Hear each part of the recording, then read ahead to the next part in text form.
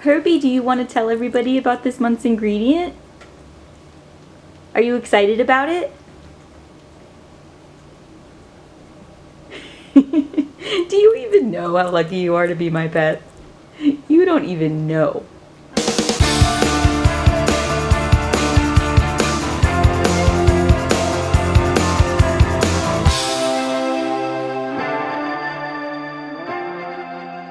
Radishes are one of my favorite spring vegetables, and I'm really excited to be working with them today and snacking on them, which has been my favorite part of this journey.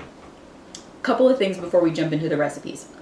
Radishes come in all kinds of colors and all kinds of shapes. The farm stand where I've been getting mine so far this year has only had this one, the classic hot pink on the outside, white in the middle version. I'm not complaining because they've been delicious. But if anybody sees any cool varieties of radishes out there in the wild, send me some pictures because I'd really like to post them and talk about them. I also have not been able to find any radishes with the greens still attached, which is kind of a bummer because I really wanted to show you guys a way to use the greens in your cooking in support of our fight against food waste. So if I do find any over the course of the month, you'll get a bonus recipe. The other thing I want to come clean about before I show you 3 different preparations for radishes is that my favorite way to eat them is raw, just like nature made them. Now don't turn off the video because the recipes are good. I just don't know if they're actually an improvement on this. I'll let you be the judge. Right now I am enjoying these with a cilantro green goddess dipping sauce that I'm going to show you how to make later on.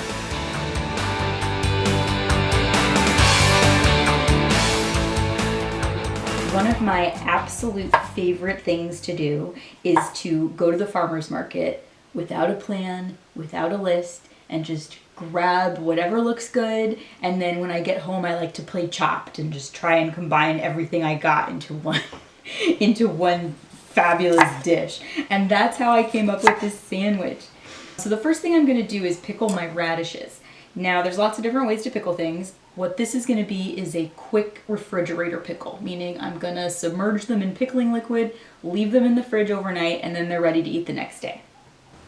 And I'm slicing my radishes using a mandolin.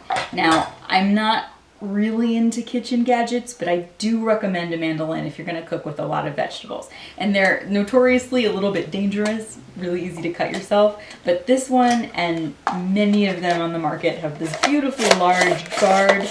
I'm not nervous about it. And the setting I have it on is the setting that's just below 1/8 of an inch. Beautiful little discs. Now I've got 2 cups of sliced radishes, which I'm going to pile into these 8-ounce jars. And to each jar, I'm going to add 1 crushed garlic clove, some fennel stalks. Now, of course, you can also use the bulb of the fennel, but this is a great way to use up the stalks. There's just not that many other applications for those. And a bunch of chopped dill.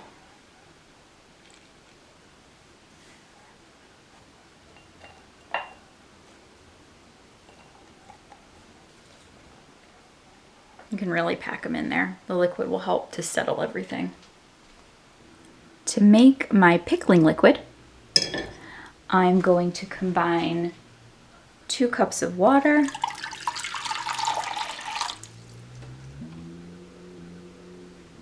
1 cup of red wine vinegar,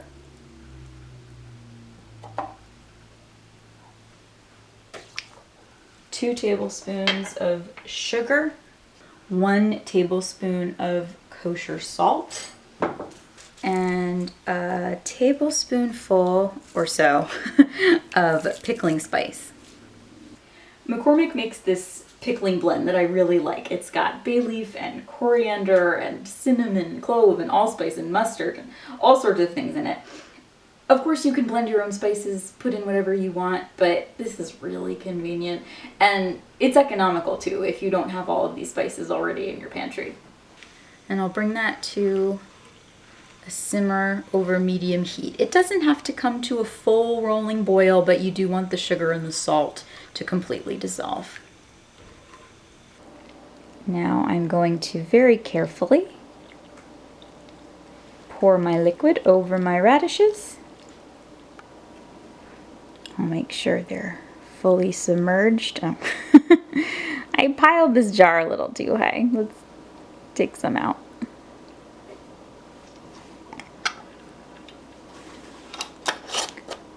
Cover it up tight. Pop it in the fridge for tomorrow. This is a jar I made last week. And they last a couple of months in the fridge. Now, you could put these on any sandwich and it would be delicious, but I really wanted to do something that was really simple and featured only a handful of quality ingredients to really showcase the radishes themselves. I recommend a dark brown bread for this sandwich. This is a loaf that I got from a local bakery near me. It's a combination of wheat and rye. And I'm gonna top it with plain Greek yogurt. You could also use a mild spreadable cheese here, like a goat cheese, or even hummus would be good. But again, I wanted to keep it super, super simple. And on top of that, I'm gonna spread my beautiful radishes. I love this gorgeous magenta color, and that's why I use the red wine vinegar. But to be honest, the radish skins have so much color in them, I think even if I used a light colored vinegar, it might turn out this color anyway. On top of that, I'm gonna sprinkle some arugula. Arugula is nice and peppery, which kind of mimics the original flavor of the radishes before they were pickled. I also really like the shape. And I'm gonna garnish it with a little bit of fennel fronds, which I obviously have left over from the fennel that I used to make the pickles.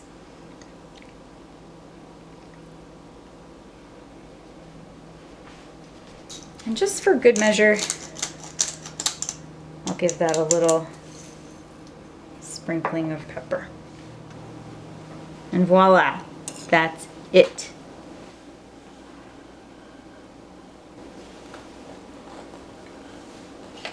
So like I said, this tartine was inspired by one trip to the farmer's market and the particular haul that I got there that day. But when I thought about it more, it's actually kind of a tribute to the way that the French eat radishes, which is just raw, sliced on a baguette with butter and salt, and that's it. And this one, I think because of the brown bread and the pickle, it has kind of a Jewish deli vibe to it. So I feel my roots in this as well, which I think is pretty cool. Such a nice light lunch. And look at those colors.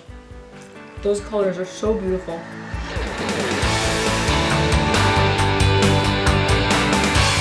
So the idea to do a potato salad with radishes came about when I literally mistook a bag of radishes for a bag of potatoes in my CSA box.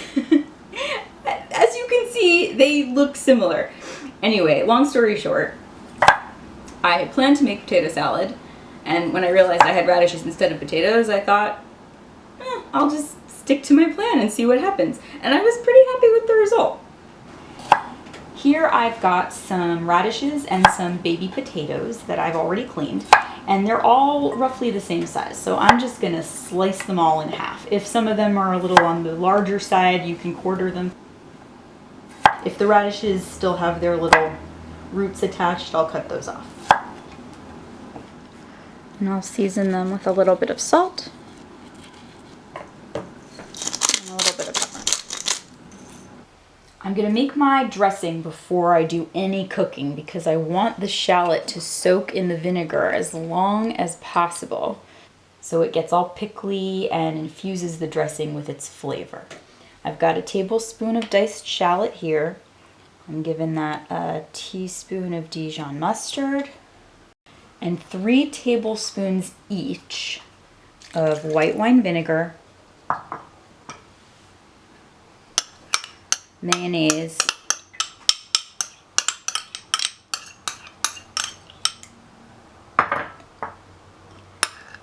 and sour cream. I know that with potato salad, people are either team vinegar or team mayo. I proudly support both teams. In fact, I really stand by this trio of equal parts mayo, vinegar, and sour cream because you get the best of both worlds, plus the sour cream, which has acidity like vinegar and creaminess like mayo, but somehow manages to keep the whole thing nice and light. You guys know me by now. You know how I feel about sour cream. I'll just whisk that to combine. Now I'm melting a tablespoon of butter in my skillet. When that's all melted and bubbling, I'm gonna add my radishes and potatoes. I can cook them all together, which is really convenient. Now the first step to braising is browning. So I'm gonna add them all to the pan flesh side down. I kind of have to do it by hand. There's not really a better way that I know of. And you do need a pan that's wide enough that you can have them all in there in one layer. It's one of the reasons I love this pan. If you don't have a pan that big, you can do this in batches, and that's totally okay because this is going to be served room temperature anyway. Braising is a great way to cook radishes, regardless of whether or not you're going to put them in potato salad. It gives them awesome flavor, but they still manage to stay really fresh tasting, and they retain their beautiful magenta color. So I've just left them alone in the pan for about 7 minutes, and then they're going to start to get some nice color on the bottom. Yep. And as soon as that happens, I'm going to add half a cup of water and turn the heat down to low.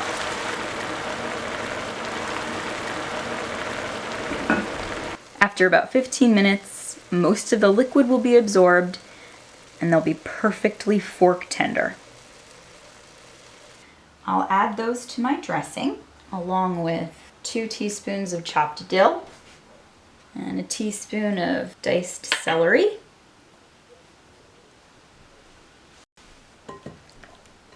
And I'll toss it to combine. You could certainly make this with just radishes, if that's what you have. Or it's also a pretty solid potato salad recipe, if that's what you're looking for. But I love the combination of the two, the subtle variation in texture and flavor. I'm trying to get a potato and a radish on my fork at the same time. Although actually, that's gonna be a pretty big bite to do on camera. Let's just go with one. And it's really springy and fresh and colorful. Not your grandma's potato salad. No disrespect meant. I'm sure your grandma's potato salad is delicious.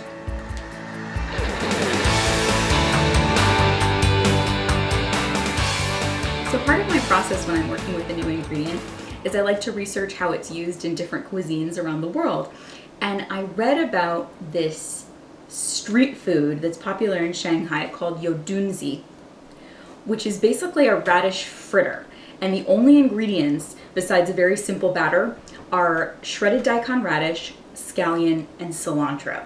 And I just thought, what a fabulous combination. And that's what inspired the spring rolls and the dipping sauce that you saw earlier.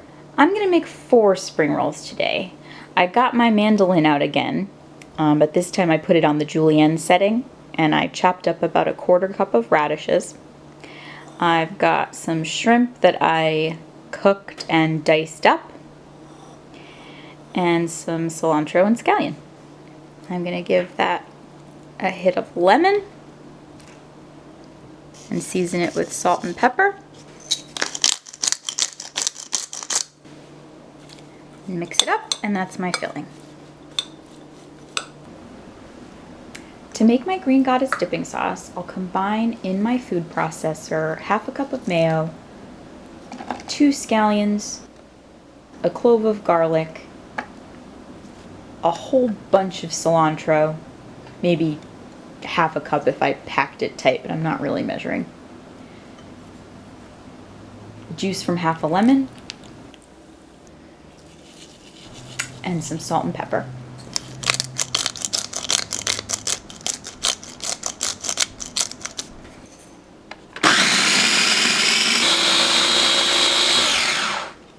Then when that's done, I'm going to transfer it to a bowl, taste it for salt, and whisk in a little bit of white wine vinegar, just a drop or so, until I'm happy with the consistency.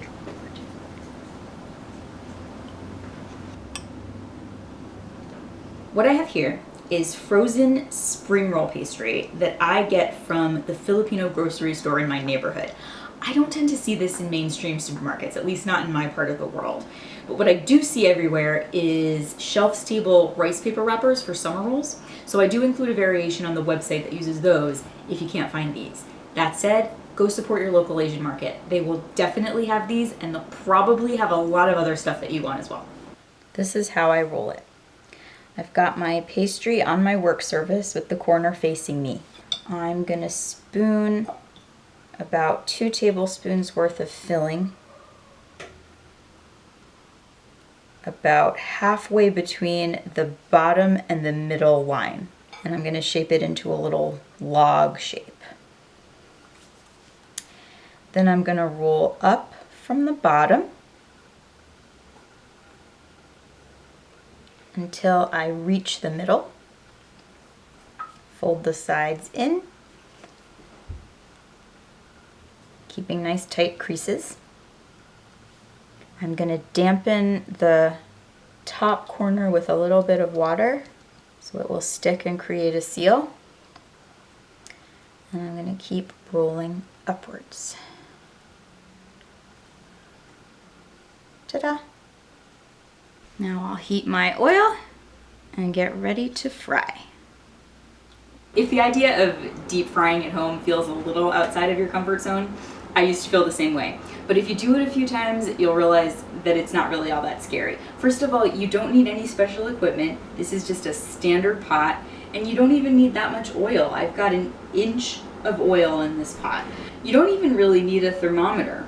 I'm gonna test this oil just by dropping in a spare piece of radish. And when it sizzles and floats to the top, then I know that it's ready to go.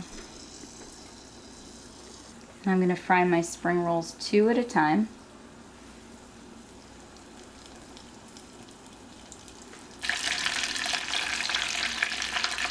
Until they're golden brown.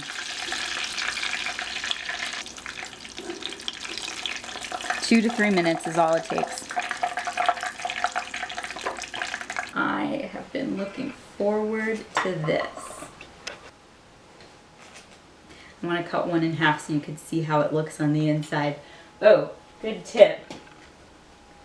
Cut your spring rolls with the scissors. A much cleaner cut. Look at that. That cilantro scallion radish combination is so fresh and sharp, even when it's cooked. I mean, it mellows it a little bit, but it's still so bright. And that sweet buttery shrimp with the crispy fried wrapper, yummy. And there you have it. That's 3 ways to win with radishes. 4 if you count snacking on them raw. As always, you can find all these recipes and more at wingredients.com. Subscribe if you like what you see, and I'll see you next time.